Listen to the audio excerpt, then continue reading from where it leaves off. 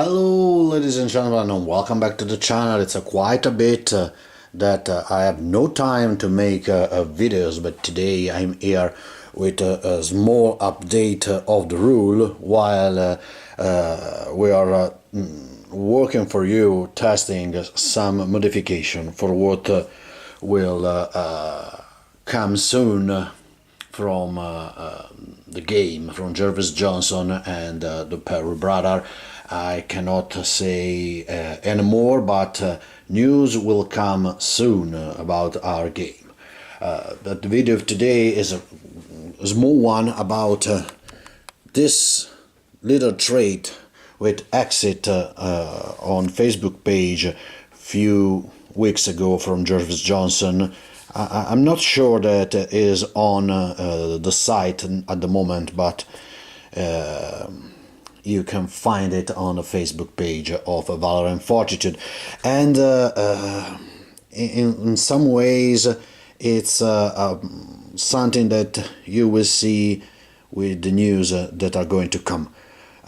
It's a small document, but in my opinion, it's a great one, because with this document, the team made the possibility to take the distinctive trait for your commander, and there are positive and negative, so you can have both the army leader and or the brigade leader with some trait which give some flavor, some more interesting trait to your game. It's an optional rule, so both the player have to agree, but I cannot find a real problem in using this. And if you are going to take a large battle with many officers, such as Leipzig, or place where many French marshals or high officers are on the table, you can try to replace them. But if you are strict on the rules, you can take one trait every 2 officers in your army. So a 4 brigade leader means that you can have an officer with 2 trait or 2 officers with 1 trait. And so on. And if you take the positive trait, you have to pay 10 points each, and the first one costs you 10 points more. And if you take the negative trait, this gives you 10 points to spend in the army. And as I said, it's very good document that allow us to make a good resemble of our beloved officer. If you want to play one of the Marshal of Napoleon, which you like the most, such Davout, for example, that is not on the French army sheet, now you can. Moving through this trait for who has not in possess of this document. The army leader trait, disciplinarian. When you roll for an unpredictable unit, it is general, you can reroll the 1. Good for Spanish and other troop of that kind. Lucky. In the first turn, you can draw 2 cards. Essentially the trait that is proper to Murat. Organized. Reinforcement arrive on the first turn. Skillful. You can reroll fail activation test for friendly brigade that are within 18 of this army leader. And this is much better than the previous one, because for example, Archduke Charles from the Austrian have this trait and reroll the activation on 36 inches, and it's quite too much. Steadfast, advantage the tenacity of the unit from the leader's army if they have not moved since they were deployed at the start of the battle. Very useful if you are playing something defensive or your game style is a very defensive one, because you have not to move your troop. Strategist, increase the distance to 24 to 36, essentially the old Marshal of France. Then the negative one, slow, it cannot be used to active automatic activation, and timid. This is a new one. It not add one to the Fortitude test from friend brigade leader that are within 12 inches, and some general is quite representable with this trait. Then the brigade or army leader. This one, oh sorry. Back. This one is the trait that you can give to your brigade commander and or your army leader, but not this one. This one is only for the army leader. As this is clearly signed, this trait only influence the brigade of their officer, so you cannot take ide camp and use on other brigade.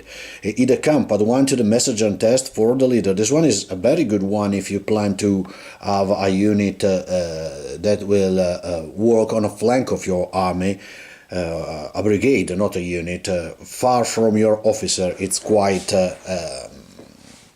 independent with this one, because they will activate it on a 3+.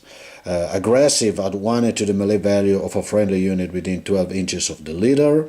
Artillerist, this is a very good one. When I pointed out to Jervis Johnson that artillery should target not the closest one, he said that this looked too unfair. Too powerful, not unfair. Now, with this trait on a brigade leader, if you want to represent the great battery, the Grand Battery, or a large Russian or Austrian battery, you can take a brigade made only of guns, take an brigade leader with this trait, and you can do this. And this is the trait that Napoleon usually have. Bloodthirsty, this leader can move into contact with the enemy, and it will die if a roll a 2 or less. It was the trait of the British officer, forgot the name. Bold, add 1 to the melee within 6. Charismatic, this one is a very good one. Add 1 to rally roll for friendly unit within 12 inches of this leader. Dashing is another good one for cavalry. Add 1 to melee of friendly cavalry unit that are within 12 inches of this leader. If you will make Marshal Lasalle or Marshal Grouchy. Indomitable, we're all failed Fortitude test for this leader. If this leader is an army leader, we're all failed Fortitude test for friendly brigade within 12 inches. This is a great one. Inspiring. When work it out who is won the melee, add 1 to the total of the friendly side within 12 inches. This is another good one. Intractable, add 1 to the melee that are fighting back.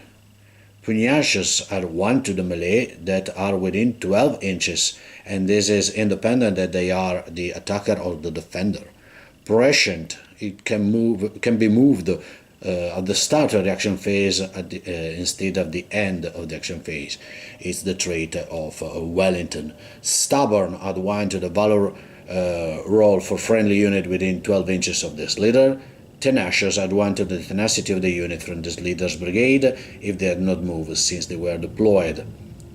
And the negative one, cautious, subtract 1 from activation test for a brigade led by this leader, usually the Austrian or Russian or Spanish trait. Now you can choose to have again. And then they put here the known characters on the army sheets, so simply they put the appropriate trait on this, and there's another page for the Spanish one, the last two. As I said, it's not a game changing, but for people who like to have that particular marshal or that particular general on the field, now it can make it possible. I recommend you to do not make your leader overpower If you like to be historical and you know your leader, you can certainly make a balanced one.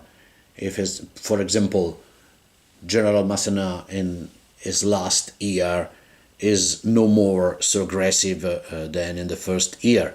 The same is Soult. So you can have, for example, slow for Massena in the last years of his career, and another one if you want to represent it in the Battle of 1997.